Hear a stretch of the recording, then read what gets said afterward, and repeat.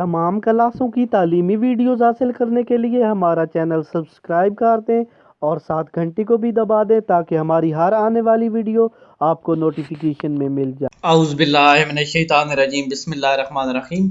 Urdu first year उसकी next नज़म है, शायद ये लास्ट नज़म है, वहदानियत।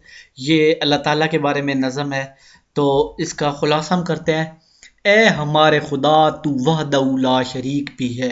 वहदहू ला शरीक का मतलब होता है अल्लाह ताला का कोई शरीक नहीं है, कोई ऐसी ज़ात या हस्ती नहीं है जिसने अल्लाह ताला को कोई चीज़ बनाने में मदद की हो। वो और बेमिसल भी, यानी अल्लाह की कोई भी मिसाल नहीं है। इस दुनिया की बादशाही सिर्फ तुझे ज़ेब देती है, यानी ये इस दुनिया का बादशाह होना सिर्फ अल्लाह को ही ज़ेब देता है। कोई बंदा इस दुनिया का बादशाह बनने के लायक ही नहीं है।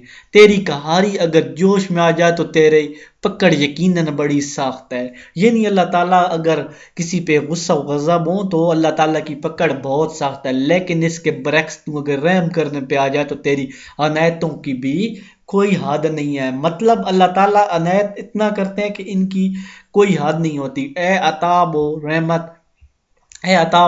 रहमत पे यकसा कुदरत रखने वाले खुदा, यानी कि गुस्सा, गज़ब, अजाब देने और रहमत नाजिल करने वाले, एक जैसी कुव्वत रखने वाले अल्लाह। मैं सिर्फ तेरे दीदार का प्यास हूँ, यानी ऐ अल्लाह मैं तुझे देखना चाहता हूँ। दुनियादार और इंसान होने के नाते गुनहगार भी हूँ, यानी दुनियादार और इंसान होने के नाते गुनहगार भी हूँ, लेकिन इसके बावजूद खुद तेरी रहमत और मेहरबानियों का तलब है। लेकिन शायर कहता है कि मैं इतना गुनहगार भी हूँ लेकिन फिर भी मेरे दिल में या अल्लाह तेरी मोहब्बत है, मैं फिर भी तेरी रहमत और मेहरबानी का तलबगार हूँ। उम्मीद है ये खुलासा समझ आ गया। खुलासा होता है 4-5 लाइनों का, बहुत सादा सा, पूरी जो पूरा सबक होता है उसका एक मफहूम थोड़ी सी बातों में बयान कर देना।